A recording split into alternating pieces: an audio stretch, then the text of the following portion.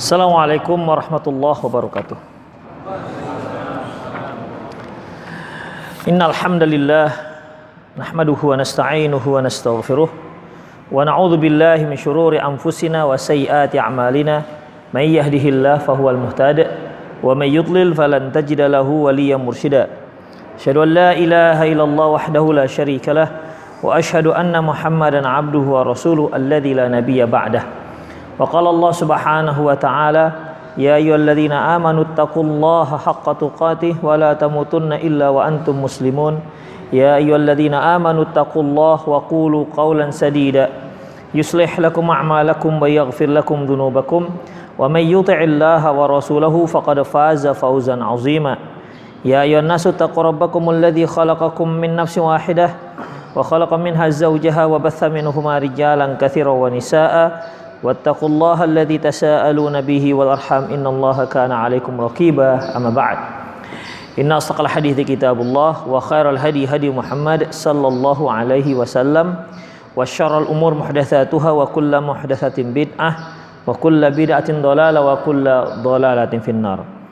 Ikhwati fiddin rahimanallahu wa iyyakum, kita masuk pada kesalahan-kesalahan yang terkait dengan kaifiyat. Yang pertama yaitu al-jahru bin niyah, yaitu menjaharkan niat. Wal qawlu bi wujubi muqaranatuha ma'at takbiratul ihram. Dan juga mereka yang menyatakan wajib mensinkronkan ataupun mengiringkan antara niat dengan takbir. Ikhwatiddin, al-jahru bin niyah, menjaharkan niat ataupun melafazkan niat, ini merupakan satu hal yang tidak ada dasarnya dari para salafus saleh terdahulu. Mengapa demikian? Dikarenakan niat itu pada dasarnya letaknya di hati. An-niyatu wal qasdu, niat itu adalah al-qasdu, yaitu tujuan. Tujuan yang sudah terselip dan terbetik dalam hati kita, itulah yang dikatakan niat, walaupun tak dilafazkan, walaupun tak dijaharkan. Al-Qadi Abu Rabi' Sulaiman bin Amr Asy-Syafi'i, saya ulangi, Al-Qadi Abu Rabi' Sulaiman bin Umar Asy-Syafi'i mengatakan al-jahru bin niyah wa bil qiraati khalfal imami laisa minas sunnati. Menjaharkan niat dan membaca di belakang imam tak termasuk sunnah, bal makruhun, bahkan hal itu dibenci. Wa in hasala bi tashwish 'alal musallin fa haramun. Apabila hal itu dapat mengakibatkan orang-orang yang sholat di sekitarnya itu terganggu dengan niatnya, dengan menjaharkan niatnya, maka hukumnya haram. Wa man qala bi annal jahra bil lafzin niyyah minas sunnah fahuwal mukhti. Barang siapa yang mengatakan menjaharkan dengan melafazkan niat itu termasuk sunnah, fahuwa mukhtiun, maka dia itu salah, keliru. Wala yahillu lahu wala li ghairihi ay yaqula fi dinillahi ta'ala bi ghairi ilmin. Tak halal baginya dan bagi orang yang selainnya berbicara tentang agama Allah tanpa ilmu. Dengan artian ikhwatiddin bahwasanya tidak ada satu dalil pun yang menyatakan adanya jahar dalam niat, adanya menjaharkan dalam niat, tidak ada. Karena antara niat dengan ucapan itu satu hal yang berbeda. Ucapan ikhwatiddin itu merupakan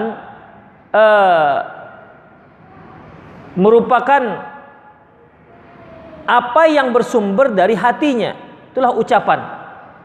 Ya, kalau ada orang yang dalam hatinya berbeda dengan yang diucapkannya, itu namanya munafik.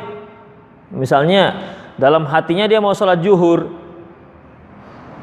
ketika ditanya kamu sedang sholat apa, sholat asar misalnya, terus berbeda. Kemudian atau dia tidak ada niat membedakan hati dengan lisannya, tapi berbeda, ternyata yang keluar hati dengan lisannya, itu tandanya ngigau. Makanya ikhwatiddin, orang yang normal, dalam posisi yang normal, apa yang diucapkannya itulah sebenarnya dalam hatinya. Dan setiap ada yang dalam hati itu tak perlu diucapkan. Dan niat itu terkait dengan hati, bukan ucapan.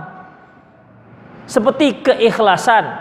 Keikhlasan merupakan perbuatan hati, bukan perbuatan badan, bukan perbuatan lisan, enggak. Ya. Bahkan kalau ada yang mengatakan saya itu orangnya ikhlas loh, ikhlas sekali saya ini, maka dipertanyakan. Para ulama kita mengatakan, man ra'a annahu ikhlas fa ikhlasuhu yahtaju ila ikhlas. Barang siapa yang melihat dirinya sudah ikhlas, itu keikhlasan itu perlu diikhlaskan lagi. Dia perasaan sudah ikhlas. Padahal Sufyan Ats-Tsauri mengatakan tidak ada satu perkara pun yang paling sulit untuk aku benahi melainkan melebihi niat. Kenapa? Karena niat itu letaknya di hati, dan hati itu sering berbolak-balik. Hati dalam bahasa Arabnya apa? Bukan kalbun, ko. Kalau kal lagi. Kalau kalbun anjing, qalbun. Kenapa dari qalbun ikhwatiddin? Dari bahasa, karena hati itu tataqallab, sering berbolak-balik. Hati itu sering berbolak-balik.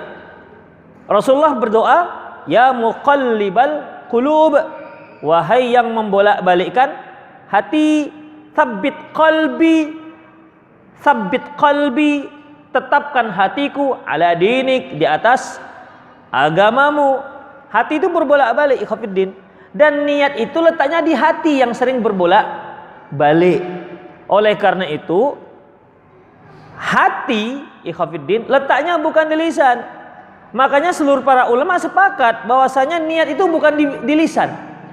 Walaupun dia katakan usolli fardhu dzuhri 4 rakaatin makmuman lah, imaman lah, lillahi ta'ala, ikhlas karena Allah Ta'ala, itu tak ada nilainya. Yang dinilai Allah ada dalam hati. Itu ikhwatiddin. Makanya satu kesalahan, ya, satu kesalahan kalau orang menyatakan bahwasanya niat itu harus dilafazkan. Kalau niat itu dilafazkan, terjadi kesalahan dalam pelafazan, nanti dia akan batal. Karena niat itu sesuai dengan perbuatan itu harus sesuai dengan niat. Misalnya nih, dia seorang yang baru sholat, atau dia salah dalam mengucapkan, dia sedang sholat asar, tapi terucapkan isya. Usolli fardul isya, kan mirip asar. Usolli fardul isya 4 rakaatin, sama semua. 4 rakaatin lillahi ta'ala. Padahal maksud dari hatinya asar.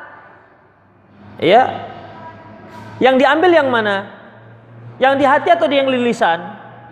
Jelas yang di hati, ikhwatiddin. Ya, jelas yang di hati. Itu dia. Seandainya seorang dia melakukan satu perbuatan baik ikhlas karena Allah Subhanahu wa taala, atau bukan karena Allah Subhanahu wa taala, tujuannya agar mendapatkan pujian dari orang, lantas di lisannya dia katakan lillahi ta'ala, ikhlas karena Allah ta'ala, maka yang dinilai Allah adalah yang tetap yang di hati, semuanya yang di hati, tidak yang diucapkan. Itu ikhwatiddin rahimani Allah wa iyyakum. Seandainya juga ini dibalik aja, sebenarnya dia ikhlas, tapi dalam lisannya terucapkan salah.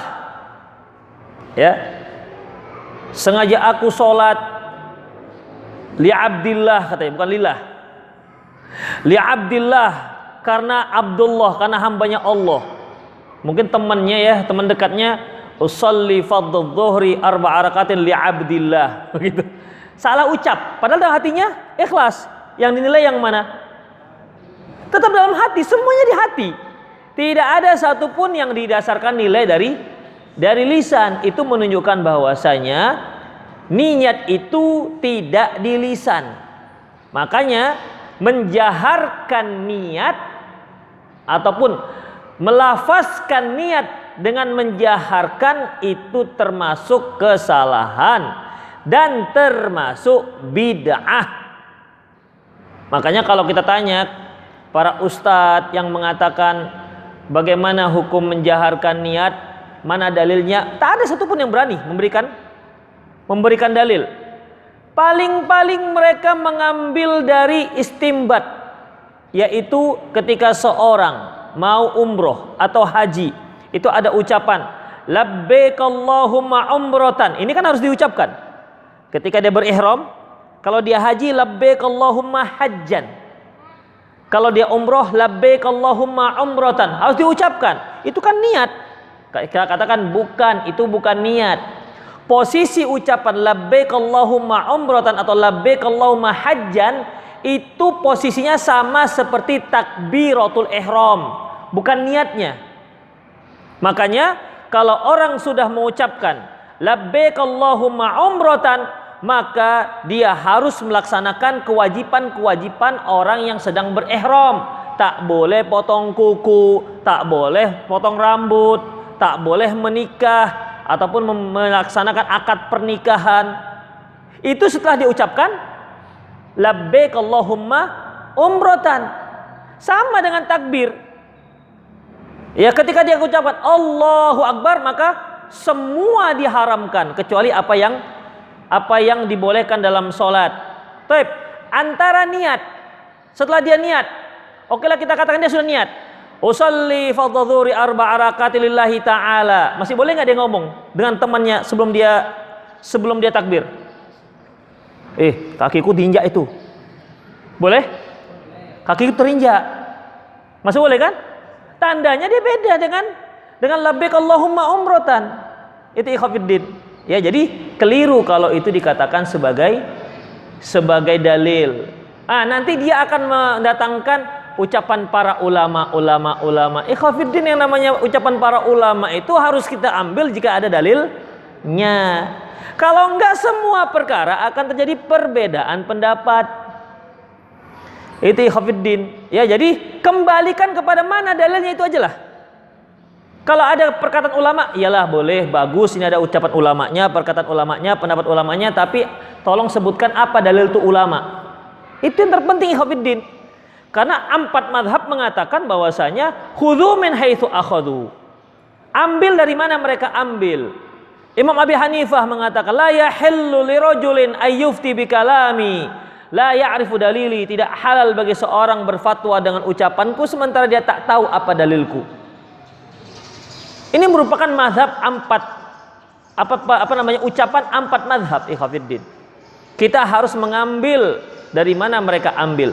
Silahkan ambil pendapat mereka, tapi lihat apa dalil mereka. Itu yang terpenting. Karena ucapan para imam itu bukan wahyu. Yang wahyu adalah dalilnya imam, bukan pendapatnya imam. Itu ikhwafiddin rahimani Allah wa iyyakum. Berkata Abu Abdullah Muhammad bin Qasim At-Tunisi Al-Maliki. Kalau yang tadi kan Asy-Syafi'i, ini Al-Maliki. Qala an-niyatu min a'malil qulub. Niat itu termasuk amalan-amalan hati. Fal jahru biha bid'atun. Menjaharkannya bid'ah. Ma'ama fi dzalika min at-tashwishi 'alan nas. Ditambah lagi mengganggu orang yang di samping-sampingnya. Kan banyak ikhwafiddin. Usolli, udah samping sudah terganggu. Sama ketika kita berdoa, kemudian yang di samping kita dia zikir kencang-kencang, kuat-kuat, akan terganggu. Contoh yang jelas ikhwafiddin, kalau antum Allah mudahkan pergi berziarah ke Masjidil Haram, lagi tawaf, itu kan lagi tawafnya orang khusyuk-khusyuknya doa. Khusyuk-khusyuknya doa. Ketika melintas satu rombongan, Rabbighfirli, buyar semua. Kenapa? Ini teriak-teriak di samping kita, hilang, ganggu ikhwafiddin. Padahal tidak ada satupun sunnahnya doa teriak-teriak.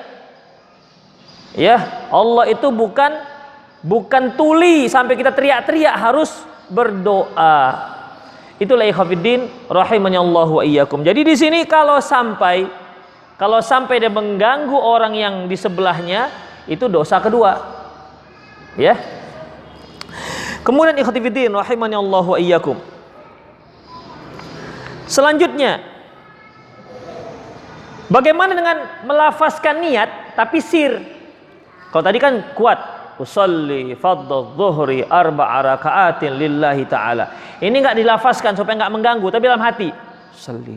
Nah, lafaz tapi dalam hati. Baca dalam hati.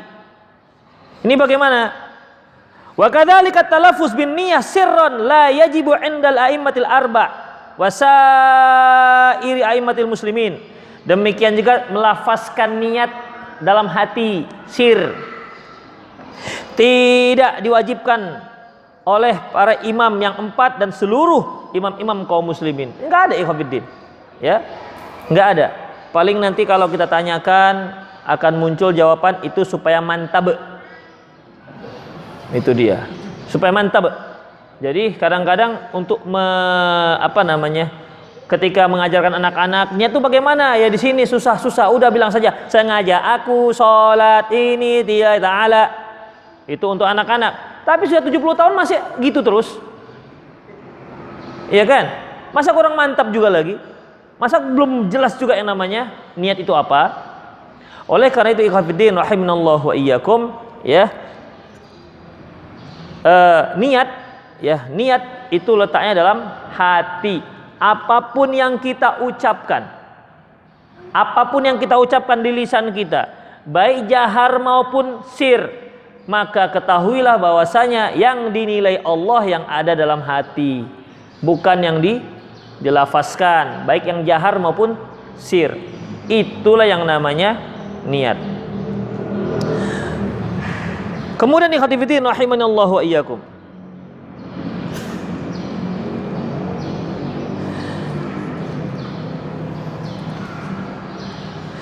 Berkata Imam Suyuti, minal bid'ai aidan al-waswasatu fin niyatis salat.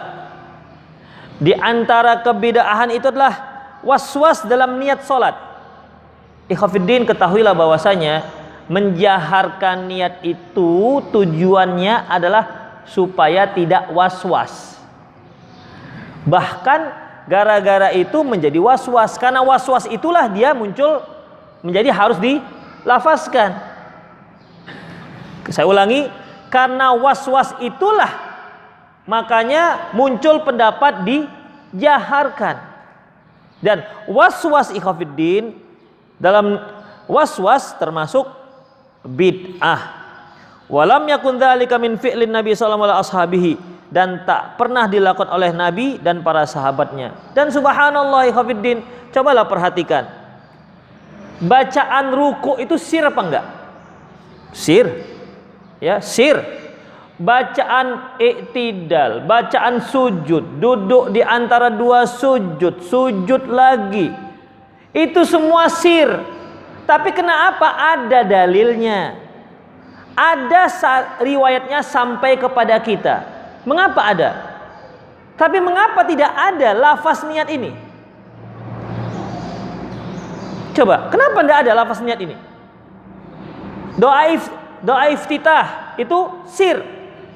Sampai kepada kita riwayatnya. Apalagi doa tasyahud dari mulai awal sampai akhir, sampai ke kita riwayatnya. Lantas niat merupakan inti daripada sebuah ibadah. Kalau niatnya rusak semuanya, sampai Imam An-Nawawi meletakkan hadis ini di awal kitab Arba'in Nawawi. Imam Al-Bukhari rahimahullah meletakkan ini dalam kitabnya, di awal kitabnya, kitab Sahih Bukhari, yang menunjukkan betapa pentingnya yang namanya masalah niat. Ya, karena niat itu ikhwatiddin rahimanallahu wa iyyakum, itu yang lebih dahulu sampai kepada Allah Subhanahu wa taala ketimbang perbuatan. Di niat ini juga merupakan nilai daripada suatu ibadah. Ya, banyak infaknya. Kalau niatnya nggak bagus, tidak akan ada nilainya sama sekali. Sedikit infaknya, tapi niatnya bagus, dia punya nilai di sisi Allah Subhanahu wa taala. Tapi ternyata melafazkan niat, tak ada satu riwayat pun yang jelas. Yang ada ya dikira-kira diambil dari sebuah kesimpulan sendiri.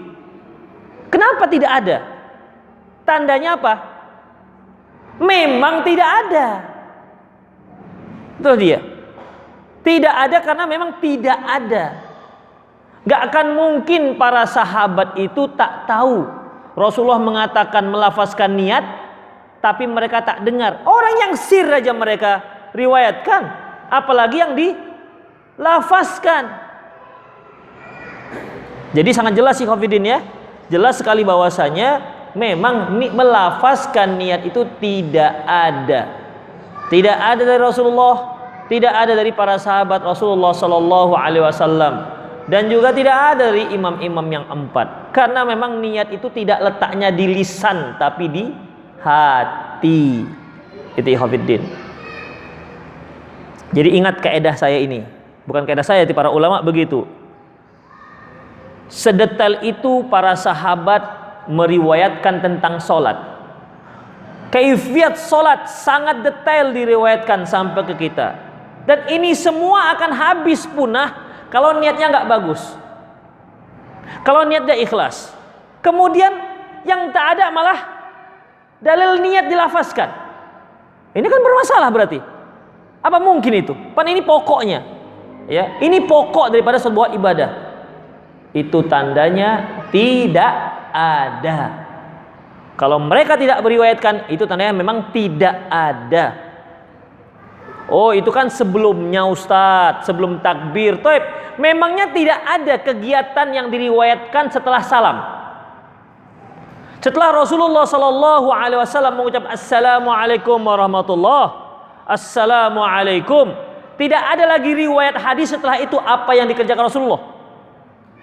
Ada. Sampai tasbihnya, sampai bilangan, beberapa jenis bilangan tasbih dan zikirnya ada. Dari mulai yang 33, ada yang 25, ada yang 10, sampai begitu Khafidin. Rincinya. Ya, jadi kalau alasannya karena itu belum sholat, itu juga satu hal yang keliru. Terbukti para sahabat ketika meriwayatkan bagaimana Rasulullah SAW menyusun saf, itu kan sebelum sholat. Sampai perhatian dengan saf, dirapatkan kaki dengan kaki, lutut dengan lutut, bahu dengan bahu. Itu dari mana kalau nggak diriwayatkan dari Rasulullah SAW? Sampai Rasulullah katakan, ala tasufuna kama yasuful malaikah, kama tasuful malaikah. Tidakkah kalian mau menyusun saf seperti malaikat menyusun saf mereka? Itu kan dari Rasulullah sebelum sholat itu. Jangan dikira nyusun saf setelah takbir, Allahu Akbar, susun ya susun. Mana ada? Ya. Itu sebelum sholat. Itu Khafidin. Terus yang melafazkan niat ini kenapa tak ada? Tak ada seorang pun sahabat yang mendengar. Sampai tidak ada meriwayatkan. Tandanya memang tak ada. Itu Khafidin. Ingat itu. Tapi nanti kalau cerita ini para imam ini, itu memang banyak, ya.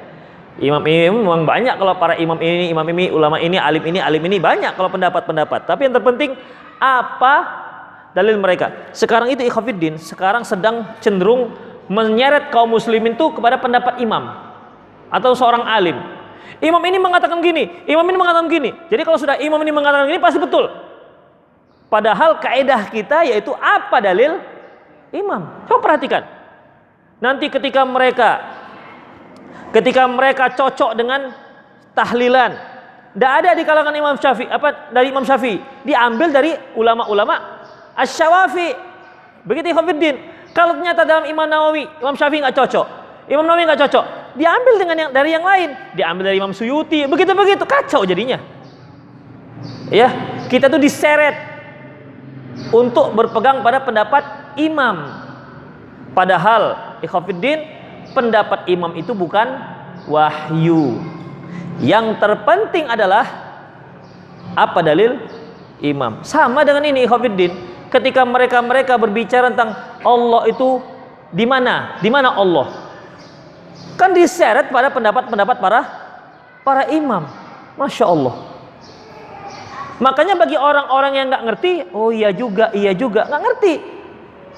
Karena apa? Ya bagi yang nggak ngerti ini, mereka katakan, ambillah aja yang baik, tinggalkan yang buruk. Nah itu dia. Akhirnya ngaji ke semua orang. Yang penting ambil yang baiknya saja, yang buruk jangan diambil. Sekarang ente tahu nggak mana yang baik, mana yang buruk dari situ? Itu Khofiddin. Saya untuk kali yang ketiga, saya ceritakan pengalaman saya tentang masalah ini. Dan ini bisa jadikan sebagai ibroh.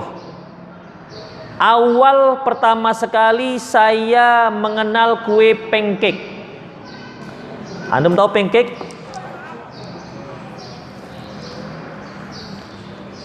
Antum tahu pancake? Pancake itu kue yang isi dalam durian.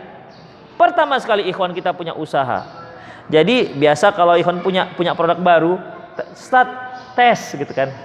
Ya sudah, titip ke titip sampai ke saya 3 hari. Pan di Medan. Udah begitu sampai ke saya coba. Rasanya rasa tempoyak. Antum tahu tempoyak? Asam durian.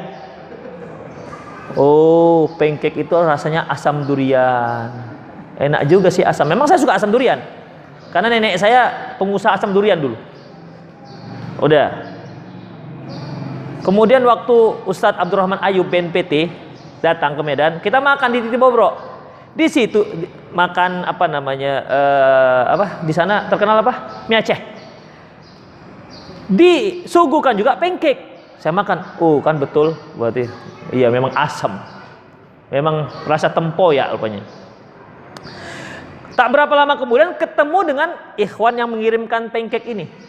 Gimana Ustadz pancake-nya? Enak alhamdulillah. Dia rasa-rasa tempoyak. Oh begitu. Hah? Ustadz itu sudah basi katanya. Saya kan nggak tahu tempoyak itu gimana. Baru pertama pancake itu teman. Itu pertama sekali saya makan. Saya kira memang begitu rasanya. Rupanya yang saya makan sudah basi. Jadi kalau antum duduk di satu majelis ilmu yang ustadznya juga antum nggak tahu, kemudian antum katakan ambillah yang baik, tinggalkan yang buruk, dari mana antum ambil yang baik yang buruk? Dari mana taunya? Kasusnya kasus makan tempoyak tadi itu jadinya. Begitu Khofiddin. Kenapa? Nggak tahu. Sekarang kan sudah tahu bahwasanya pancake itu rasanya durian betul, bukan yang asam. Yang asam sudah busuk dia. Itu Khofiddin. Setelah tahu, itu Khofiddin. Contohnya, sholat itu wajib. Udah. Kalau ada orang mengatakan kaum muslimin haruslah kita wajib sholat, kita terima, ambil yang baik. Kenapa? Karena kita sudah tahu sholat itu wajib. Tapi ketika dia bicara tentang masalah-masalah yang lain, kita nggak tahu. Kemudian kita katakan, ambillah yang baik, tinggalkan yang buruk. Dari mana taunya? Orang-orang yang nggak ngerti rendang, nggak tahu dia rendang itu bagaimana rasanya. Tapi orang Minang yang lidahnya lidah rendang, tahu dia mana yang ini rendang Minang, ini rendang Jawa ini. Kenapa? Ada manis-manisnya, nggak original lagi ini. Begitu Khofiddin, ya. Kenapa? Karena dia sudah tahu. Tapi kalian nggak tahu, semuanya rendang. Pokoknya asalkan ada daging gosong, hitam, rendang lah itu. Itulah Khofiddin. Jadi kita harus pahami bahwasanya tetap standar kita apa dalil imam. Oh, kalau begitu kita tidak menghormati imam. Bukan, siapa bilang? Ya, bahkan kita menghormati imam. Seandainya ada pendapat dia yang salah, karena tidak ada dalil, imam yang lain ada dalilnya, justru kita itu mengurangi beban dia, gak mengikuti pendapat dia yang salah. Itu Khofiddin. Dan itu wasiat dari para imam-imam kita. Jadi jangan sampai tergiring dengan ucapan imam, ulama fulan, alim fulan, jangan.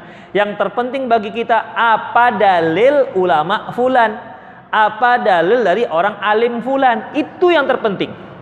Ya, itu yang terpenting. Baik. Ikhwati fiddin rahimanallahu wa iyyakum. Apa kata Imam Suyuti? Kanu la yantiquna bi syai'in min niyatis salat. Imam Suyuti mengatakan mereka tidak mengucapkan sedikit pun dalam masalah niat dalam sholatnya.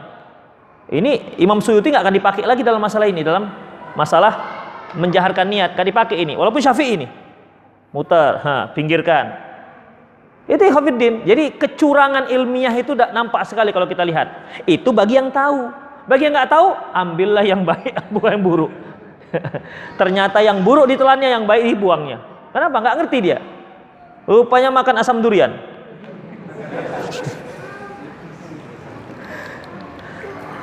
Kemudian ikhwatiddin rahimanallahu wa ikum. Nah, selanjutnya ya. Selanjutnya ada mutahrikil lisan fit takbir wa qiraatil Quran wa sair adzkar shalah. Tidak menggerakkan lisan ketika takbir, baca Quran, dan ketika mengucapkan zikir. Jadi ketika kita sholat itu ucapkan dengan lisan walaupun sir. Allahu Akbar atau Allahu Akbar.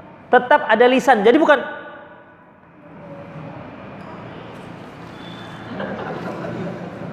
enggak. Itu bukan baca namanya. Harus digerakkan, ya. Digerakkan. Ada yang digerakkan, ada yang kita baca, dan itu yang namanya membaca. Wa min akhta'i syai'ati fi shalat, di antara kesalahan yang banyak dilakukan oleh kaum muslimin ada mutahrikil lisani fit takbiri wa qiraatul Quran wal adhkar wal iktifa bitamririha al qalbi, yaitu tidak menggerak-gerakkan lisan. Tentunya menggerak-gerakkan gitu ketika membaca, bukan begitu aja. Maksudnya menggerakkan itu membacanya. Jangan tuh ketika sholat nanti salah faham. Saya bahaya emang ini kalau nggak dijelaskan. Ya. Apalagi kalau sedang ngantuk. Oh, jadi kalau apa namanya? Kalau lagi sholat, sunnah itu gak ada lisan, jadi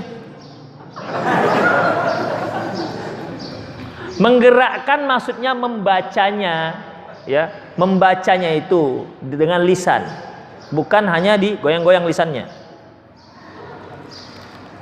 Yaitu di antara kesalahan tidak menggerak-gerakkan lisan ketika azkar, baca Quran dan seterusnya, dan hanya mencukupkan melewatkannya dalam hati. Ya beginilah yang melewatkan dalam hati itu. Ayo, nggak ada juga analis, nggak ada. Begitu aja, hanya dalam hati, dilewatkan hanya dalam hati. Wa ka'anna sholata af'alun fahasab, seolah-olah yang namanya sholat itu hanya gerakan saja, tidak ada bacaan. Walaysa fiha aqwalun wala adhkarun, tidak ada ucapan dan tidak ada zikir. Wa ilahami wa Sufyan ibnu Uyainah, inilah pendapat Abu Bakar al-Asammi dan Sufyan ibnu Uyainah. Jadi gerak-gerakkan lisan kita. Dan juga saya pernah singgung di sini bahwasanya di antara hikmahnya dengan membaca dengan menggerakkan lisan itu bisa kita mendapatkan tomakninah. Orang yang tak bertomakninah itu umumnya dia membaca dengan al-imraru bil qalbi, hanya melewatkan dalam hati. Dan memang ikhwatiddin, bacaan dalam hati itu bisa lebih cepat ketimbang bacaan lisan. Bacaan lisan secepat-cepatnya tetap akan ada tomakninahnya. Seperti kita ambil bacaan yang paling ringkas, yaitu Subhana Rabbiyal Azim. Ketika ruku, coba ruku dia Subhana Rabbiyal Azim, Subhana Rabbiyal Azim, Subhana Rabbiyal Azim. Ada lebih cepat lagi, Subhana Rabbiyal Azim, Subhana Rabbiyal Azim. Nggak bisa lagi udah. Kita paling cepat Subhana Rabbiyal Azim, Subhana Rabbiyal Azim, Subhana. Paling dia ada 1 atau 2 detik atau 2 detik setengah. Dan itu sudah cukup sebagai tomakninah, yang penting dia tomak. Tapi coba kalau dia hanya melewatkan dalam hati, dia bisa mantul ya khafidin. Gitu. Kenapa? Karena hanya lewat. Ada saya waktu di Masjidil Haram, saya lihat ada seorang bapak, dia pakai tasbih agak besar. Besar-besar gini ya pakai tasbihnya. Ya. Panjang. Jadi sampai melingkar bawah. Tasbihnya itu sekali tarik 3. Tung, tung. Hebat juga nih, berapa kecepatan hatinya. Tapi dia gini aja. Sekali 3, sekali tarik 3. Coba bayangkan, coba bisa zikir yang paling pendek subhanallah sekali tarik 3. Nggak bisa. Nggak bisa kan? Tapi dalam hati bisa. Ya. Bisa, karena ya yang penting sah gitu. Wah, dah. Itulah ikhwatiddin. Oleh karena itu, gerakkan lisanmu ya untuk membacakan zikir dan bacaan Al-Quran ketika sholat. Baik.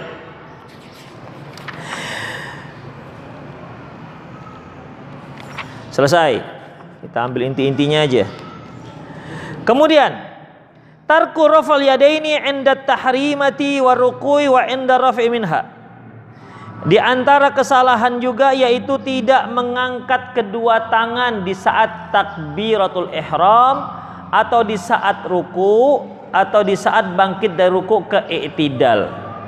Ini sebuah kesalahan. Ya memang sih kita nggak katakan bahwasanya itu membatalkan sholat, karena yang rukun itu yaitu takbiratul ihramnya, bukan mengangkat tangannya.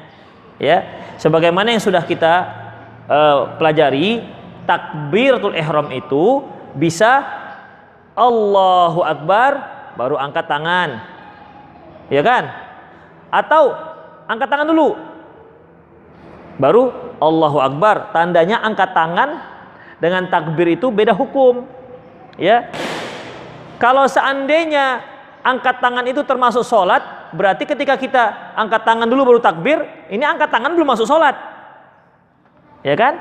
Oleh karena itu ikhwatiddin, ada yang bersamaan Allahu Akbar, angkat tangannya. Jadi 3, Allahu Akbar bersamaan, Allahu Akbar atau Allahu Akbar baru angkat tangan. Itu ikhwatiddin. Tetapi kalau nggak diangkat, sebuah kesalahan. Makanya banyak kita lihat ada kaum muslimin mengangkat tangannya hanya di saat takbiratul ihram saja. Ketika ruku dia Allahu Akbar begitu. Seperti apa namanya? Ya tangannya begini.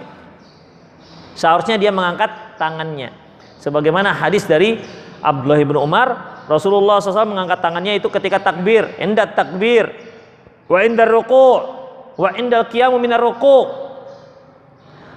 Di mana Rasulullah SAW itu mengangkat tangannya ketika takbiratul ihram, ketika mau ruku' dan ketika bangkit dari ruku', dan ketika beliau bangkit dari rakaat kedua menuju rakaat yang berikutnya.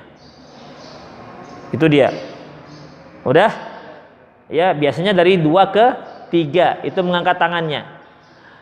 Atau mengangkat tangan di setiap bangkit, di setiap merunduk dan bangkit.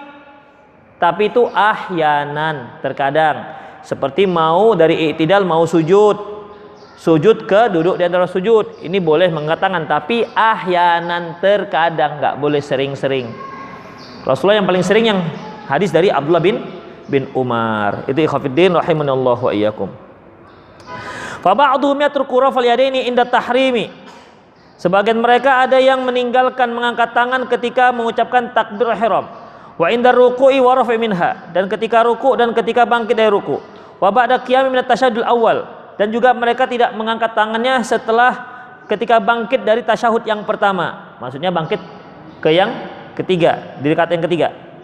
Wa rubbama tajidu qisman min haula'i tarikina hadis sunnah fi salatihi. Bahkan ada di antara mereka yang memang tak ada angkat sama sekali. Ya.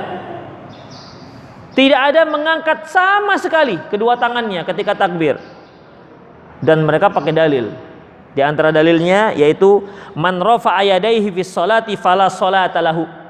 Barang siapa yang mengangkat kedua tangannya ketika salat, maka tak sah salatnya. Hadis ini diriwayatkan oleh Az-Zarqani fil Abatil. Jadi diriwayatkan oleh ada para ulama, seorang alim yang meriwayatkan yaitu Al-Jawzarqani, Al-Jawraqani meriwayatkan, tapi dia kumpulkan dalam kitab Al-Abatil, yaitu hadis-hadis batil. Seperti Ibnu Hibban Rawah Ibnu Hibban. Di mana dia riwayatkan? Dalam sahihnya apa dhaifnya? Rawah Ibnu Hibban. Fi du'afa. Dalam kitab dhaif. Sama aja. Ini juga diriwayatkan oleh Az-Zawraqani. Tapi dia kumpulkan dalam kitabnya Al-Abatil, kumpulan hadis-hadis batil. Demikian juga perkataan Abdullah bin Umar radhiyallahu anhuma, ara'aitum rafa'ukum aydiyakum fi salati hakadha. Bagaimana pendapat kalian tentang kalian mengangkat tangan kalian seperti ini ketika salat? Wallahi innahu la bid'atun. Kata Abdullah bin Umar, demi Allah itu bid'ah. Ma zada Rasulullah ala hadza syai'in qattun. Tidak pernah Rasulullah menambah lebih daripada ini. Fa'au Muhammad bi ila sadaihi, dan Ahmad mempraktekkan dengan cara begini. Jadi Allahu Akbar. Jadi mereka meriwayatkan dari pendapat ataupun ucapan Abdullah bin Umar. Hadis ini Khafiddin memang diriwayatkan oleh Al-La'i, tapi dalam kitab Al-Mawdu'at, kumpulan hadis palsu. Jadi jangan dikira diriwayatkan oleh Al-La'i. Tengok dari mana diriwayatkan. Ternyata dia kumpulkan dalam hadis-hadis palsu. Makanya tidak bisa dijadikan sebagai hujjah. Demikian ikhwatiddin.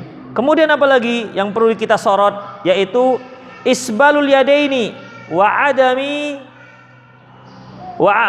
wad'ihima 'ala sadr wa tahtahu fawqa surrah atau tahtahu fawqa surrah, yaitu meluruskan tangan, tidak meletakkan di atas dada, atau kesalahan lain yaitu meletakkannya di bawah dada di atas pusat.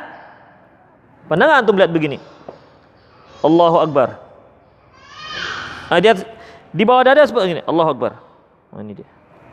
Di atas ini udel. Pusat. Pusat apa pusar? Pusat. Pusar. Ada khilafiyah di sini bahasa. Udah, ini pokoknya ini pusat mau inilah pokoknya. Udah. Di atas pusat, pusar, di bawah dada. Nah. Kan banyak yang begini. Allah. Padahal sunnahnya di atas dada. Dada tuh ini. Ini dada. Taib.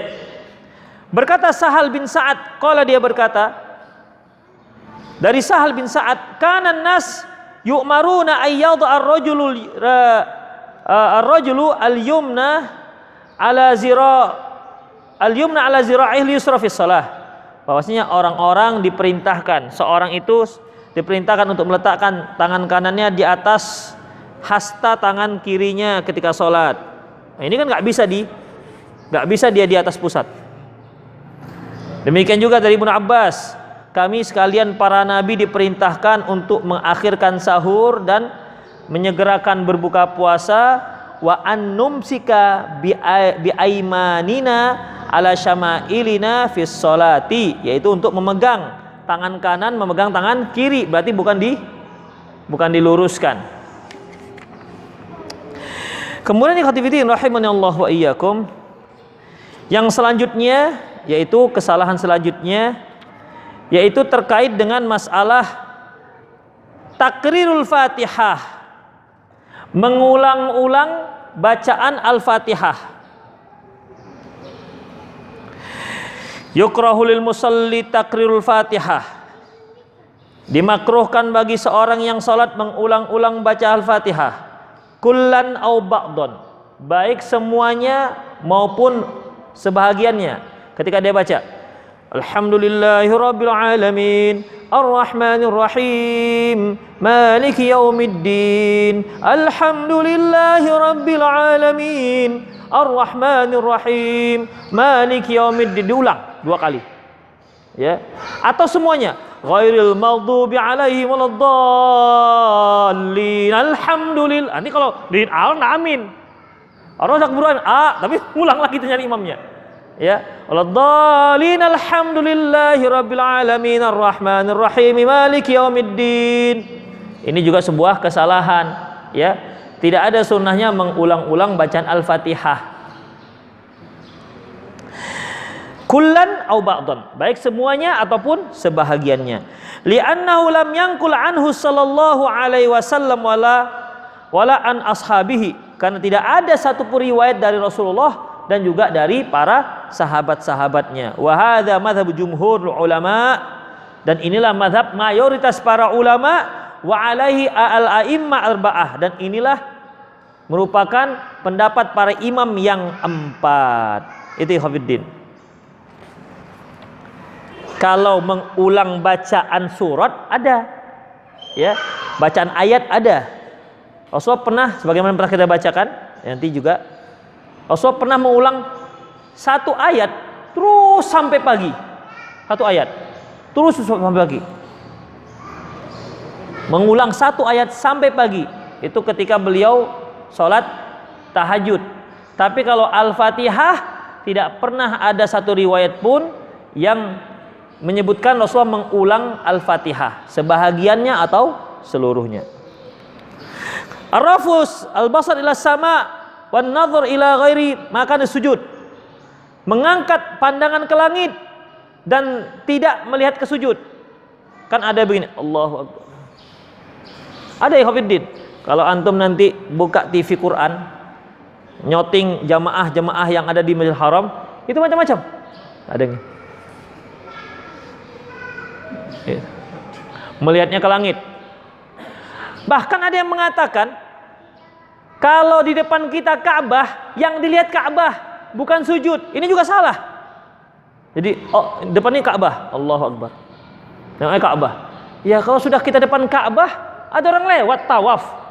Nanti syukur-syukur yang lewat laki-laki. Kalau yang cewek-cewek itu lihat manis juga mungkin. Namanya orang seluruh dunia di situ lewat. Ini kan Ikhwanuddin.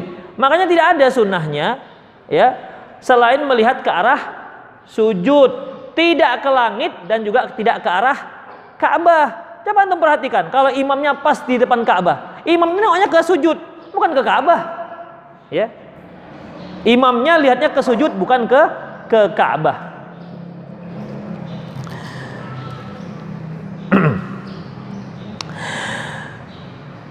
Di antara kesalahan orang yang salat raful basar ila sama wan nadhar ila imam. Nah ini.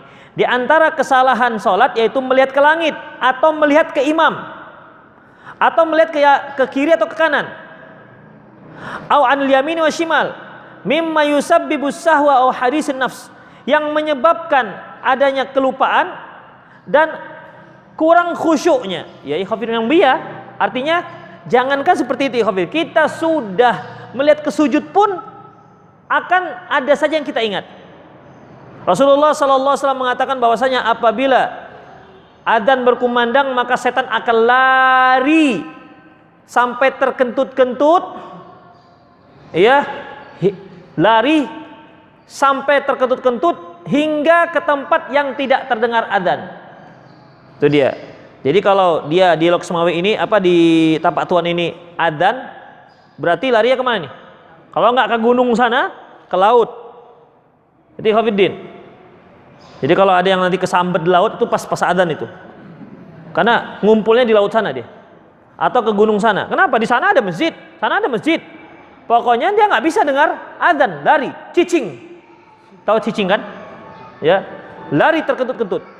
Di Hafiddin. Kalau sudah selesai adzan, dia balik lagi. Dan kalau qomat dikumandangkan, dia kembali lari. Sudah selesai qomat, dia balik lagi. Kemudian dia mengganggu orang yang sholat. Apa katanya? Udhkur kada kada, ukur kada wa kada. Apa itu? Ingat ini dan ingat itu. Ingat ini dan ingat itu. Hatta la ya'riful musalli kam yusalli. Sampai-sampai orang yang nggak sholat lupa. Orang-orang yang sholat lupa berapa rakaat sudah dia laksanakan. Karena begitu Kafiddin. Coba kita nggak mikir apa-apa, tapi ketika sudah Allahu Akbar, semua pikiran datang. Dan itu judulnya berganti. Selesai judul ini, masuk judul berikutnya. Selesai judul ini, masuk judul berikutnya. Nggak ada nggak ada waktu blank, itu nggak ada. Breaking khusyuk gitu lah maunya kan. Breaking khusyuk artinya ada jeda untuk khusyuk. Enggak. Selesai ini gitu. Ketika dia takbir, dompetnya hilang, tahu dia ketika sholat. Oh, di situ. Sudah tahu dia dompetnya di situ, selesai urusannya. Enggak, muncul judul berikutnya. Itulah ikhwatiddin. Ya. Apalagi kalau nengoknya ke kiri ke kanan. Allahu Akbar. Ini malah bertambah membuat khusyuk, tidak membuat khusyuk. Ya. Baik. Ada lagi kesalahan melihat imam. Melihat imam. Apalagi kalau imamnya pakai baju bah atau jenggotnya tebal kali jenggot imam ini sampai terlihat dari belakang gerak-geraknya gitu. Ya. Jadi ikhwatiddin rahimanallahu wa iyyakum, tidak dibenarkan yang kita lihat ke khusyuk, ke arah sujud, kecuali kalau kita mau belajar, boleh. Karena Rasulullah SAW pernah sengaja naik ke atas mimbar untuk sholat supaya dilihat para sahabat bagaimana cara beliau sholat. Makanya kalau orang-orang mu'allaf dia ikut sholat, boleh dia nengok kiri kanan. Allahu Akbar. Dia kan nggak tahu ini habis ruku apa tengoknya. Oh gitu, Allahu Akbar. Kan ada orang mu'allaf seperti itu, boleh. Kenapa? Dia melihat dalam rangka untuk mempelajari sholat. Boleh. Karena para sahabat terdahulu belajar sholatnya bukan praktek. Ayo. Susun saf, ayo. Allahu Akbar, kemana diletakkan tangan? Nggak begitu. Para sahabat belajar sholat langsung melihat beliau sholat. Nggak ada praktek sholat, langsung sholat. Makanya beliau katakan, Shollu kama ra'aitumuni usolli. Sholatlah kalian seperti kalian melihat aku sholat. Jadi kalau untuk suatu kebutuhan boleh, tapi kalau tidak ada kebutuhan tak boleh. Makanya ikhwatiddin, Rasulullah pernah mengatakan mereka yang melihat iltifat, yang melihat sholatnya ke kiri dan kanan, itu seperti yang sudah orang yang sholatnya dicuri oleh setan. Sholatnya dicuri oleh setan. Dari Aisyah radhiyallahu anha, Sa'altu Rasulullah an iltifati fi salat. Aku bertanya kepada Rasulullah tentang melirik-lirik ketika salat. Qala wa ikhtilasun yakhtalisu syaitan min salatil abdi. Itu merupakan pencurian yang dilakukan oleh syaitan dari salat seorang hamba. Dari Anas bin Malik, qala dia berkata, qala Rasulullah, ma balu aqwamun yarfa'una absarum ila samai fi salatihim. Kenapa masih ada saja orang mengangkat pandangannya ke langit ketika mereka sedang sholat? Fastadda qauluhu fi dzalik. Lantas beliau sangat melarang hal ini hingga mengatakan la yantahiyanna an dzalika aw la yakhtifanna absarahum. Mereka jangan lagi lakukan hal itu, atau kalau masih mereka lakukan Allah akan butakan mata mereka. Jadi enggak dibolehkan ikhwatiddin. Ya. Memang salah satu penggoda itu biasanya ornamen-ornamen yang ada di masjid. Masjid di rumahnya biasa-biasa aja di kampungnya. Ketika dia pergi Masjidil Haram, Allahu Akbar. Cantik kali, oh. Mantap ini. Bisa ikhwatiddin. Makanya seharusnya masjid itu polos.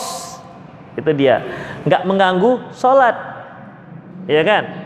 Misalnya antum kan sudah terbiasa ini. Sudah terbiasa. Enggak nengok lagi. Coba diganti warnanya. Yang hijau muda ini ganti jadi hitam. Allahu Akbar. Kok hitam pula diganti? Gak cocok ini. Begitu ikhwatiddin. Ya.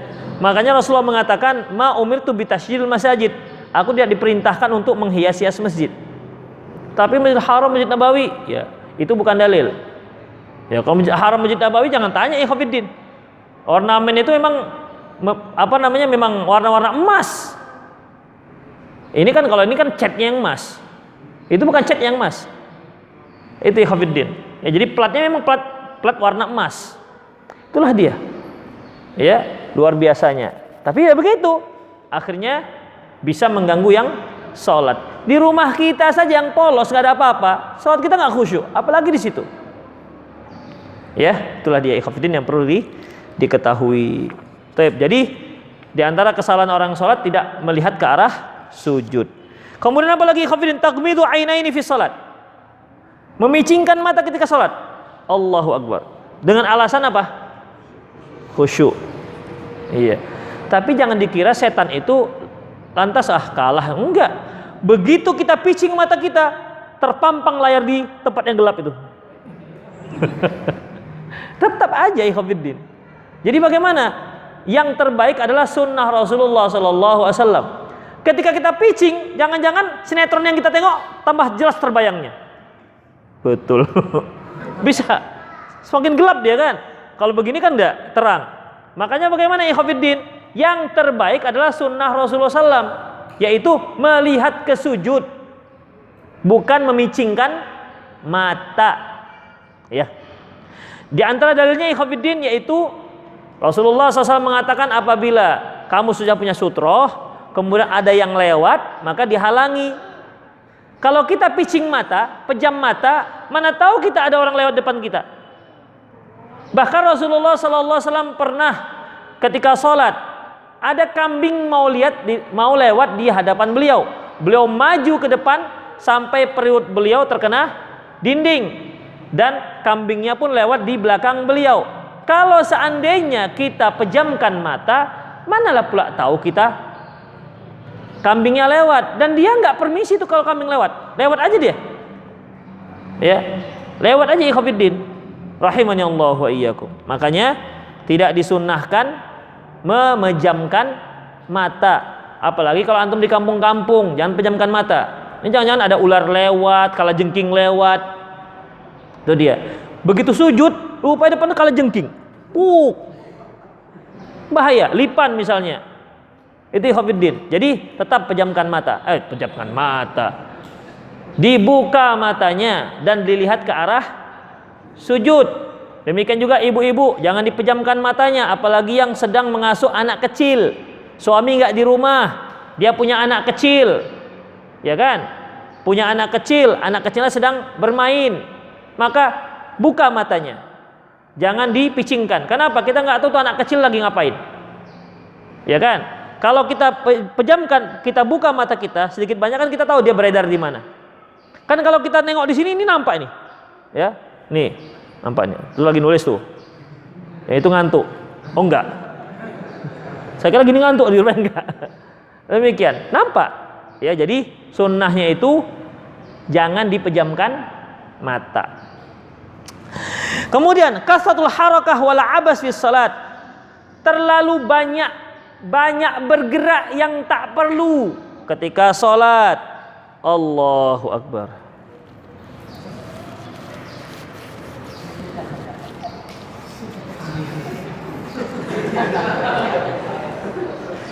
Ya, terutama yang punya jenggot. Hati-hati. Pokoknya kalau sudah Allahu Akbar, jenggotnya sih betulin aja. Dan ini kenyataan nih ikhwatiddin. Tapi itu biasanya jenggot yang banyak. Kalau 3 enggak, karena nggak nampak gini. Itu dia. Jadi kalau kita lihat yang jenggot-jenggotnya lebat, itu ada godaan untuk memperbaiki jenggot. Alhamdulillahirabbil alamin, arrahmanir rahim. Dan ini kenyataan, ini bukan dongeng, ya, bukan dongeng. Demikian ikhwatiddin. Ya, jadi tidak boleh bergerak yang tidak penting.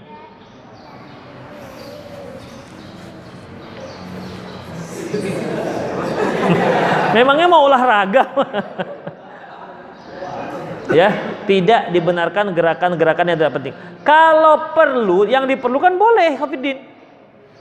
Kalau dia diperlukan boleh, misalnya antum sholat, tiba-tiba gatal di pipi, gatal, garuk aja, nggak usah gatal, garuk aja, karena perlu. Tapi jangan pula setiap kali udah takbir gatal aja bawaannya. Itu jangan-jangan jin pula yang garuk-garuk dia. Jadi ada jenis seperti ini, kalau sudah takbir itu ihram, bawaan badannya gatal. Ya, jadi dia jangan tergoda dengan bawaan-bawaan seperti itu. Ya ikhwatiddin, atau lagi yang terjadi itu setiap takbir hidungnya gatal.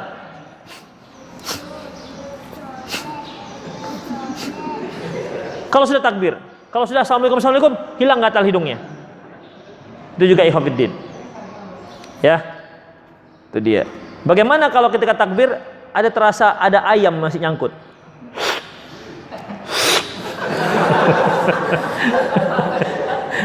Ini khususnya untuk yang giginya berlubang. Gimana? Perlu nggak?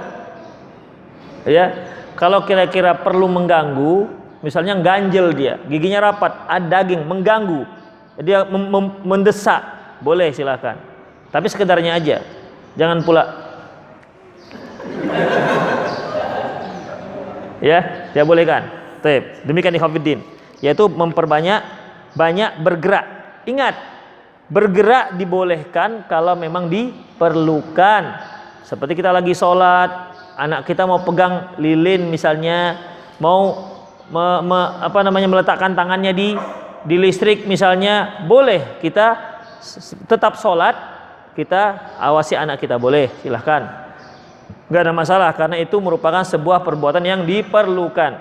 Jangan antum sholat, Allah lebih penting dibandingkan anak saya. Tegang anaknya situ udah.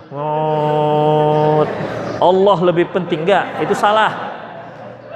Ya, ingat ikhwatiddin, itu salah, keliru itu. Anaknya selamatkan dulu. Udah, kalau dekat anaknya, selamatkan dulu anaknya, lanjutkan sholatnya. Ya, itu ikhwatiddin. Karena kita enggak dibenarkan seperti itu. Buktinya ketika kita makan sudah terhidang, kemudian adzan berkumandang, kita mendahulukan makan. Ya, kita mendahulukan makan. Kenapa ikhwatiddin? Karena kalau kita makan, kemudian tak ada lagi yang kita fikirkan tentang masalah makan, itu akan lebih khusyuk ketimbang kita sholat dalam keadaan bayangan makanan itu terfikirkan di benak kita. Allahu Akbar, rendang sebelah mana tadi? Itu buat pikiran kita ikhwatiddin terganggu, maka makan dulu. Apalagi kalau pas lapar, Masya Allah. Pas lapar, kita bertamu 5 orang, daging cuma 2, sisanya terong misalnya begitu. Ikhwatiddin itu bisa merusak, makanya udah makan dulu. Ya, makan dulu. Kalau walaupun sudah adzan, tapi nanti Ustadz bisa terlambat, enggak apa-apa. Ya, enggak apa-apa. Makan aja dulu. Walaupun sampai rakaat ketiga enggak apa-apa, tapi janganlah pula jadi kebiasaan. Setiap kali adzan Isya udah ada makanan. Setiap kali adzan Isya udah makanan. Ini kan berarti di settingnya. Berapa menit lagi nih? Kira-kira 2 menit lagi adzan. Hidangi makanan. Itu memang settingan, nggak dibolehkan seperti itu. Ini bukan settingan ikhwatiddin, kebetulan. Ya, kebetulan. Maka utamakan dahulu makan. Kemudian ikhwatiddin rahimanallahu wa iyyakum, yang terkait dengan jumlatul min akhta ruku' wal qiyam. Nah, kesalahan-kesalahan ketika ruku, kesalahan ketika ruku dan i'tidal. Baik, adapun kesalahan ke ruku ikhwatiddin sebagaimana telah kita pelajari, yaitu dengan cara meletakkan kedua tangan di atas lutut, ya kan? Meletakkan kedua tangan di atas lutut, kemudian meletakkannya dengan cara digenggam dan direnggangkan, ya kan? Tangannya yujafi, dijauhkan dari ruku, dari rusuk, kemudian punggungnya lurus, kepala tidak menunggak ke atas dan juga tidak tunduk ke bawah, sehingga kalau diteteskan air, ditumpahkan air tidak turun dari punggung. Itulah sangkin lurusnya. Itulah cara ruku. Ya, itulah cara ruku. Jadi kalau ada yang meletakkan kedua tangan di atas tulang kering, di atas betis, itu jelas salah.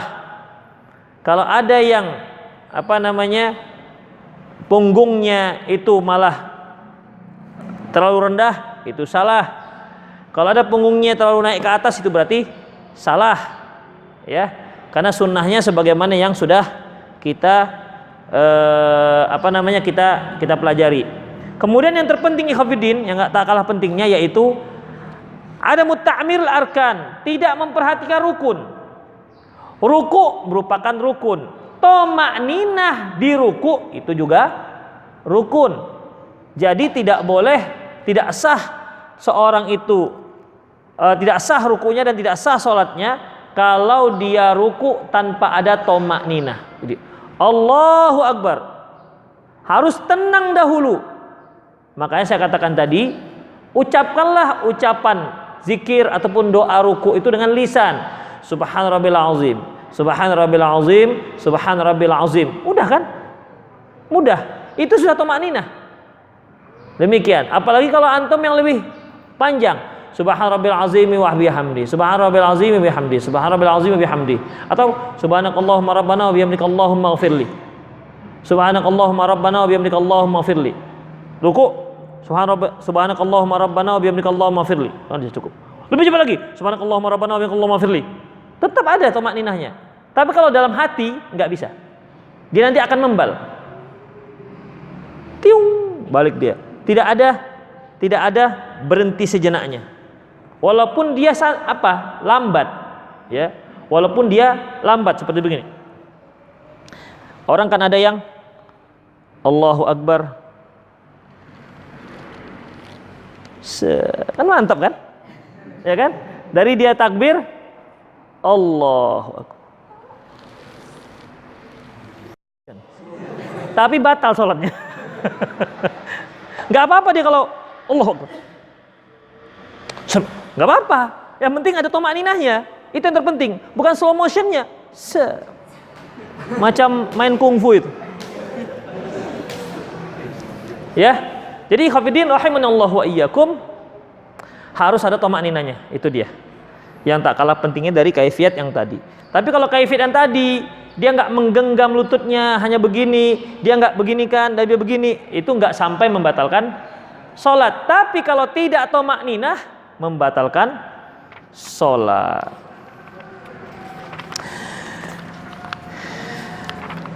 Udah mau apa ya? Demikian ikhwatiddin rahimanallah wa iyyakum. Kemudian selanjutnya, ya saya kira tidak pakai selanjutnya lah ya. Nanti kita lanjutkan lagi. Berarti dari i'tidal sampai tasyahud. I'tidal sampai tasyahud. Demikian ikhwatiddin, mungkin antum ada pertanyaan, silahkan. Ya. Ya. Setiap saya sholat, ya nggak apa-apa. Yang nggak boleh kalau dia sholat terbayang orang-orang Arab itu, yang ganteng-ganteng itu nggak boleh. Ya, kalau dia terbayang Ka'bah nggak apa-apa ya Khafidin, karena Ka'bah memang yang dilihat Ka'bah itu saking cintanya dia dengan Ka'bah. Karena memang ya Khafidin, orang yang sudah pergi umroh, dia sudah mengeluarkan uangnya di atas 20 juta. Itu di atas 20 juta bukan uang yang sedikit. Kalau dibelikan tanah sudah dapat 1 kapling, tapi di puncak gunung sana. Udah. Itu jangan dikira mereka kapok. Kapok saya nggak mau umroh lagi. Enggak. Walaupun mereka nanti ngantrinya di imigrasi Jeddah itu, ngantri sampai 1-2 jam, jangan dikira kapok. Enggak. Enggak pernah ada orang kapok. Kapok saya nggak mau umroh lagi. Atau haji, kapok saya nggak haji lagi. Kenapa? Begitu berjubelnya umat, ya, begitu panasnya matahari ketika wukuf, nggak ada satupun mengatakan kapok saya. Walaupun mungkin kaki bengkak, ambayan keluar ketika jalan, tapi tak ada seorang pun mengatakan kapok. Itu dikarenakan apa, ikhwatiddin? Karena kan cintanya dia dengan tanah suci itu, ikhwatiddin. Nah, dan memang Allah selipkan rasa cinta pada setiap kaum muslimin itu dengan tanah suci itu. Nggak bisa dihalang-halangi, ikhwatiddin. Ya, tidak bisa dihalang-halangi. Dan ini berkah doa Nabi Ibrahim alaihissalam. Kalau dulu sempat ada orang-orang yang membuat isu menjauhkan kaum muslimin dari Mekah. Apa isunya? Di sana sedang tersebar virus antrak. Masih ingat saya lagi? Di Mekah sekarang sedang tersebar virus antrak. Lantas apa yang dilakukan oleh kaum muslimin di seantero dunia? Bukan malah mereka mau semakin jauh, nggak apa-apalah kalau bisa mati di sana. Nggak bisa dipisah, ya, nggak apa-apa. Kalau mati sana matilah, nggak apa-apa. Begitu jadinya ikhwafidin, nggak bisa dipisah. Sama seperti kelakuan Abraha. Abraha itu kan membuat membuat gereja di Yaman. Karena di Yaman waktu itu berkembang di antaranya agama Nasrani. Buat gereja secantik-cantiknya, seindah-indahnya, gunanya untuk mengalihkan perhatian orang Arab dari Ka'bah ke gerejanya. Ternyata nggak bisa ya ikhwatiddin. Itulah dia. Jadi rasa cinta itu sudah ada. Makanya ikhwatiddin, kalaupun ada orang yang dari sana setiap dia sholat terbayang Ka'bah, terkadang meleleh air matanya, artinya dia rindu kembali ke sana, suatu hal yang wajar. Ya, suatu hal yang wajar. Jika ada seorang teman kita menertawakan kita lagi sholat, lalu kita tertawa atau tersenyum, apakah batal sholat kita? Kalau dia tersenyum enggak, tapi kalau sampai tertawa terbawa, ya, kalau itu jelas batal ikhwatiddin. Ya, kenapa itu? Sound system. Jadi kalau tertawa ikhwatiddin, ya tidak dibolehkan. Tapi kalau tersenyum, ya kadang-kadang ada hal-hal yang membuat kita itu tersenyum. Misalnya, ya kita lagi sholat, anak kita berusia 2 tahun niru kita sholat di samping, sujud dia, gini dia kan. Kita tersenyum, kadang-kadang bisa tertawa. Tapi kalau nah kalau itu udah batal. Ya. Tapi kalau sekedar tersenyum itu bisa, nggak ada masalah ikhwatiddin. Ya, tidak ada masalah. Yang kedua, juga batal kalau antum sambil sholat muter stand up komedi, sambil nengok, hawa, itu juga nggak dibolehkan. Paham ya? Karena sesuatu yang membuat kita lucu itu ada hal-hal yang tak terduga. Seperti anak-anak kita sholat, itu membuat lucu kita ikhwatiddin. Dia nggak disuruh sholat, tapi dia niru kita sholat. Ya, kalau emaknya yang niru kita sholat, kita nggak lucu, malah mungkin marah, ngapain kau ikut-ikut gitu. Tapi kalau anak kecil kita yang nggak kita duga-duga niru kita sholat di depan kita lagi, tengoknya bapaknya, ya, Allahu Akbar katanya. Itu bisa buat kita lucu. Demikian. Apakah boleh membaca berulang-ulang iftitah? Iftitot,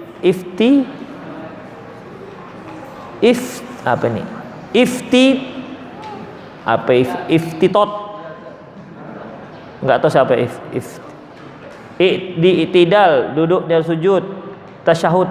Silakan baca berulang-ulang, karena Rasulullah SAW juga ketika beliau membaca dalam satu rakaat beliau itu Al-Baqarah, An-Nisa dan Al-Imran, beliau ruku'nya itu mirip dengan berdirinya. Ya, kalau beliau membaca sampai 6 juz 5 juz berarti sekitar 2,5 jam. Berarti rukuknya ya sekitar taruhlah separuhnya, yaitu 1,5 jam atau 1 jam lah kita katakan. Itu tentunya bacaannya diulang-ulang sebagaimana disebutkan Syekh Muhammad Nasir Al-Albani dalam kitab Sifat Salat beliau. Itu dia, boleh.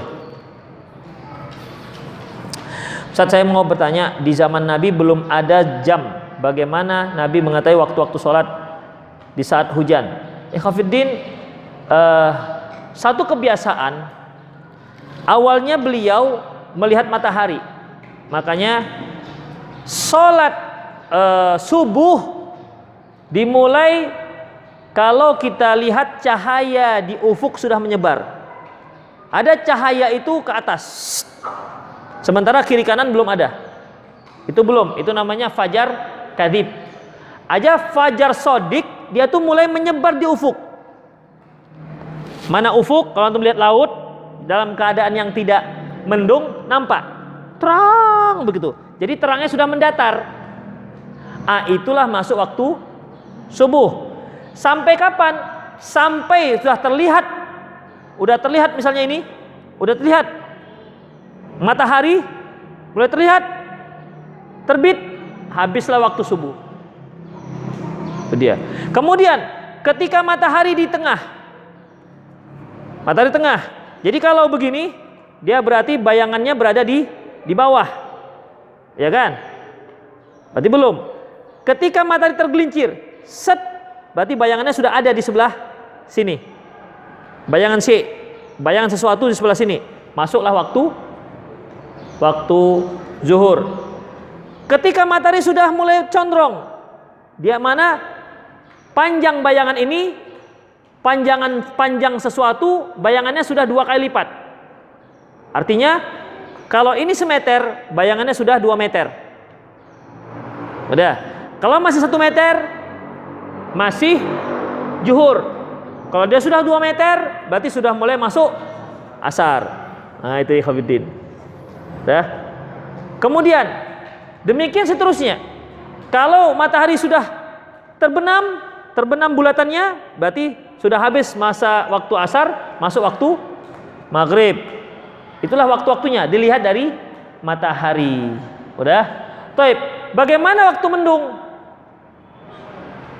Bagaimana kalau waktu mendung? Ikhwatiddin, orang kalau sudah terbiasa bisa mengkira-kira. Coba tanya nelayan, ketika mendung, nggak ada bintang, bisa nggak dia kira-kira tanpa melihat jam? Bisa kan? Kenapa? Sudah kebiasaan. Itu ikhwatiddin. Bukan berarti kalau nggak mendung berat ini nggak ada tidak matahari, libur. Nggak ada libur. Ustadz, saya mau tanya, iya. Bagaimana jarak sutroh yang ideal? Jarak sutroh yang ideal antara tempat sujud kita dengan sutroh itu bisa kambing lewat. Ingat, kambing bukan truk, kambing. Berarti sekitar setengah meter ya, atau 30 cm, kambing. Antara tempat sujud kita dengan sutrohnya. Jadi bukan pas. Allah, sini pas. Jadi kalau mau sholat kira-kira pas di situ, enggak.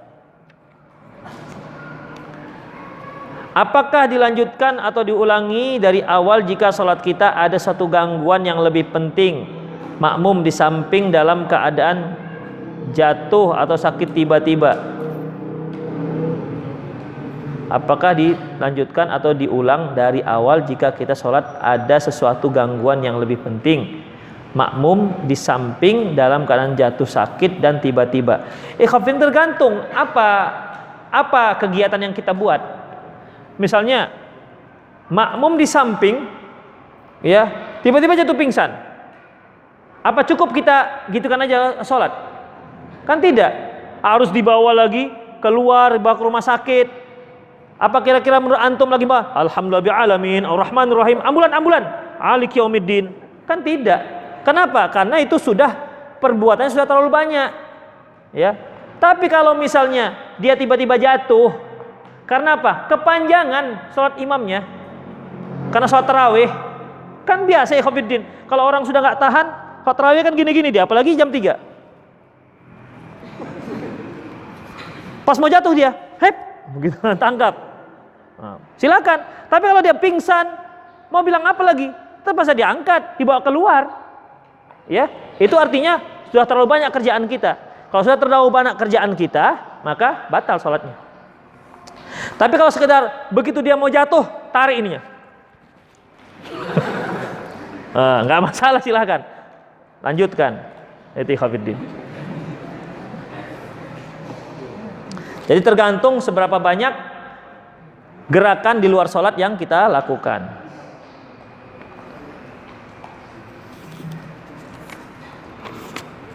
Sewaktu rakaat 3 imam telah ruku dan kita masih membaca Al-Fatihah. Apakah kita harus hentikan bacaan kita? Ya, hentikan. Ya, hentikan. Innama ju'ilal imam liyu'tamma bihi.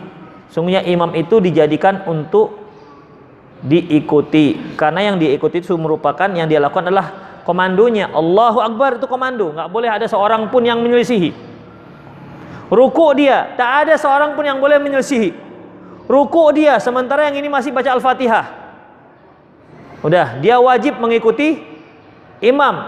Jangan sampai imam sudah i'tidal, dia masih baca wa'il maghdubi alaihim waladdallin. Sudah ketinggalan satu rukun, tidak boleh. Dia harus ikut bersama imam. Potong Al-Fatihahnya, lanjutkan bersama imam. Dan itu dispensasi bagi makmum. Dan rakaatnya sudah terhitung 1. Bagaimana pengertian dari saf lurus, rapat dan rapi? Dan bagaimana jika seorang jamaah di samping tidak meluruskan dan merapatkan saf? Ikhwatiddin, meluruskan dan merapatkan saf itu merupakan kesempurnaan sholat berjamaah, bukan rukun sholat berjamaah. Yang enggak rapat batal sholatnya, enggak. Itu kesempurnaan. Jadi yang dikatakan lurus adalah, ya kalau saya katakan barisan lurus, apa yang kita pahami dengan barisan lurus? Ya lurus, ya lurus, berdirinya lurus. Ukurannya apa? Tape. Mana yang dijadikan standar ukuran lurus? Telapak tumit ataukah ujung jari kaki? Tumit. Kalau kita jadikan ujung jari kaki sebagai standar, ada yang jari tapak kaki segini, seperti tapak tuan. Iya kan? Akhirnya dia nanti ada yang ke depan, ada yang ke belakang. Tapi kalau ukurannya adalah mata kaki ataupun tumit, ya, itu dia bisa lurus. Itu ikhwatiddin. Kemudian itu lurusnya, pernah ada seorang sahabat, dia maju ke depan, nggak lurus, dipukul Rasulullah pakai tongkatnya, kamu mundur. Tandanya lurusnya begitu, ikhwatiddin. Kemudian rapat itu menempel, ya, rapat itu menempel. Kecuali kalau bahasanya, ayo kita rapat nanti di kantor ada rapat. Apakah rapat? Kan enggak. Rapat tuh kalau di situ sudah meeting, pertemuan. Hanya bahasa kita rapat. Ikhwatiddin. Jadi rapat dalam sholat itu melekat antara kaki yang satu dengan kaki yang lain, bahu yang satu dengan bahu yang lain. Termasuk fitnah kalau kita mendakwahkan rapat kaki itu harus mengangkang, sehingga muncul berbagai macam di media, yaitu kalau kita merapatkan kaki dalam satu saf hanya dapat sepertiga lebih banyak kalau kita nggak merapatkan kaki. Ada nggak di situ di media sosial? Kenapa? Karena mereka mengartikan merapatkan kaki ngangkang. Yang kita maksud merapatkan itu ikhwatiddin tidak hanya kaki tapi juga bahu. Tapi memang tidak bisa kita tampik bahwasanya ada di antara kita itu yang mengangkang sholatnya. Itu pun dikarenakan yang samping-sampingnya tidak mau dirapatkan. Terpaksalah kawan mengangkang. Sap, yang penting rapat. Walaupun agak mengangkang dia. Itu ikhwatiddin. Jadi yang idealnya itu rapat bahu, rapat kaki. Itu yang dikatakan rapat. Kalau yang sebelah kita nggak mau, jangan dipaksa. Geli rasanya kalau dirapat. Kena ujung, alah, nggak suka dia dirapat-rapat. Ikhwatiddin. Dan juga sebagian kita masih mengasumsikan bahwasanya rapat itu melekatnya kelingking kaki dengan kelingking kaki. Jadi kelingking itu. Kalau sudah kelingkingnya kena, udah. Padahal dia yang kena itu harus tumit, baru dikatakan rapat. Tapi lumayanlah dibandingkan yang lain. Ada satu pendapat yang mengatakan yang dikatakan rapat itu adalah 4 jari. Dari kaki yang satu dengan kaki yang berikutnya itu 4 jari. Ini juga tidak berdalil. Ya, tidak berdalil. Jika seorang sholat setelah membaca Al-Fatihah lalu dia lupa baca surat pendek terus langsung ruku, apakah sholat sah? Sah, karena membaca surat itu bukan rukun. Saat sholat anak kita naik ke belakang kita sehingga mukena yang kita pakai tertarik, kelihatanlah rambut. Dalam waktu yang sedikit, apakah sholat tidak kita sah? Sah, ya, sah, asalkan kita perbaiki seterusnya. Perbaiki. Ketika tertarik, diperbaiki. Demikian. Karena itu bukan kita sengaja. Ya, bukan kita sengaja. Misalnya seorang akhwat lagi sholat di pinggir pantai. Lagi sholat di pinggir pantai di atas batu, sini pantai, ya kan? Begitu sholat datang angin, serap naik mukenanya ke atas. Sementara dalam nggak pakai apa-apa. Jadi bagaimana? Ya dia turunkan, begitu. Jangan biarkan naik gitu kan. Alhamdulillah, berkibar-kibar naik ke atas. Dia turunkan, demikian. Udah. Itu tersingkap dikarenakan ketidaksengajaan, tidak mengapa, tapi langsung ditutup. Sama seperti antum pakai celana pendek, pergi ke masjid atau sholat, pakai kain sarung. Udah, dia sedang sujud. Ketika sujud, ujung kain sarungnya ditimpa oleh lutut kawan sebelah. Begitu dia bangkit duluan, jatuh kain sarungnya. Kan begitu ya Hafidin. Kadang-kadang gamis kita kan tertimpa, begitu naik koyak di sebelahnya, ya kan begitu biasanya. Udah, ini kain sarung, sementara kain sarung kan ikatannya begitu. Begitu kita semangat naik, buk, maka terlepaslah kain sarung, sementara kita hanya pakai celana pendek. Itu bagaimana? Allah, batal, batal? Enggak, ambil langsung kain sarungnya, ya, ambil langsung kain sarungnya, ambil langsung kemudian, udah seperti biasa pakai kain sarung. Tidak perlu 3 kali. 1, 2, 3. Tidak perlu. Udah pakai. Kalau udah 3-nya nih habis sudah. Udah. Kalau 3-nya habis. Jadi bagaimana ya? Biasa saja ambil. Ya. Lanjutkan. Karena gerakan 3 itu tidak ada dasarnya. Ya, gerakan 3 kali itu tidak ada dasarnya. Boleh selama itu masih diperlukan. Saat salam ternyata hanya dapat 1 kali salam aja, apakah sholat sah? Sah, karena saat salam lupa. Apa ini? Saat salam ternyata hanya dapat 1 kali salam saja, apakah sholat sah?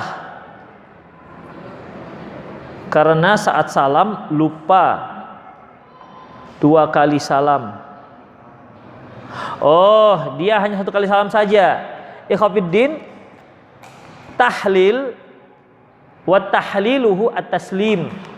Penghalalan salat itu adalah salam. Ya Rasulullah minimal yang paling sedikit salamnya 1 kali. Kemarin kan telah kita pelajari, salam itu ada beberapa bentuk.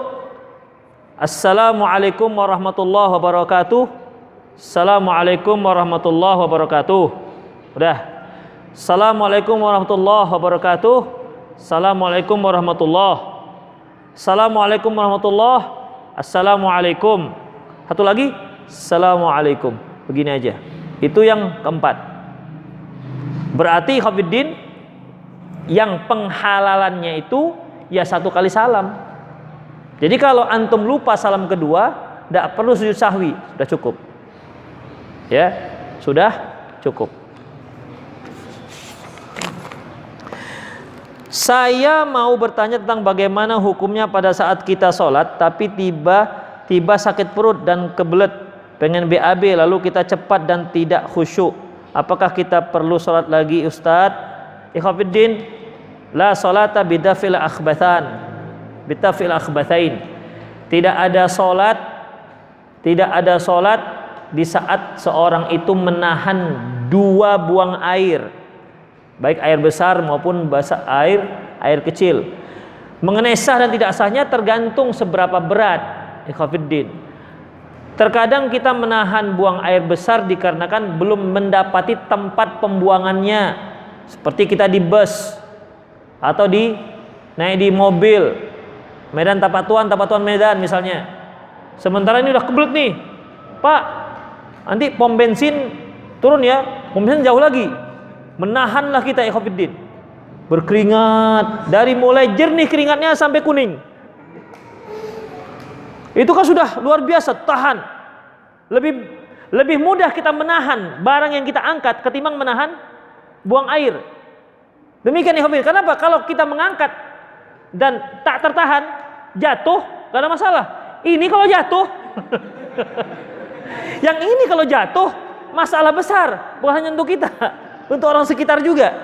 Dan aibnya luar biasa ya Hafidin. Makanya Kalau dia seperti itu, ya, kalau seperti dia tahan sampai memang nggak khusyuk, nggak sah sholatnya.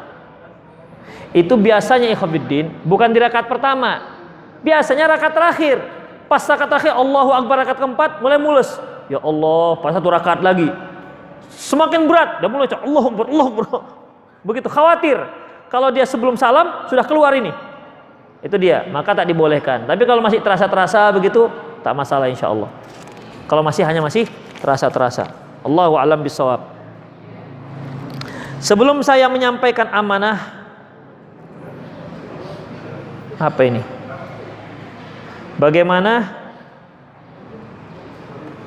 Maaf Ustadz, bagaimana hukumnya setelah kita ambil air wudu bersentuhan dengan suami? Karena sebagian teman saya menjelaskan tidak sah air wudunya. Mohon penjelasannya. Kalau airnya itu sah-sah aja kalau airnya. Sekarang masalah wudu. Kalau airnya sah, air itu air yang kita pakai wudu, kalau kita masak panas campur teh sah untuk diminum. Kalau airnya sahnya aja. Tapi kalau wudunya, nah gitu, wudunya ikhwatiddin, kita lihat Rasulullah SAW pernah mencubit istrinya ketika wudu, ketika sholat, cubit ketika sholat. Aisyah radhiyallahu anha juga pernah memegang telapak kaki Rasulullah di saat beliau sedang sholat. Bahkan dalam sebuah hadis Rasulullah pernah mencium istrinya di saat beliau mau sholat. Walaupun para ulama berselisih pendapat tentang masalah keabsahan hadis. Syekh Al-Albani mensahihkan hadis ini. Mencium istrinya di saat mau sholat. Kira-kira mencium istri dari jauh apa enggak? Dari jauh apa dari dekat? Dari jauh gitu aja? Enggak, pasti nempel. Ya ikhwatiddin, itu tandanya tidak membatalkan. Demikian ikhwatiddin rahimanallahu wa iyyakum. Dan masuk waktu zuhur. Aku qouli hadza wa astaghfirullah li wa lakum wa muslimin. Innahu ghafurur rahim. Subhanakallahumma rabbana wa bihamdik, asyhadu an la ilaha illa anta, astaghfiruka wa atubu ilaik. Wa akhiru da'wana alhamdulillahi rabbil alamin. Assalamualaikum warahmatullahi wabarakatuh.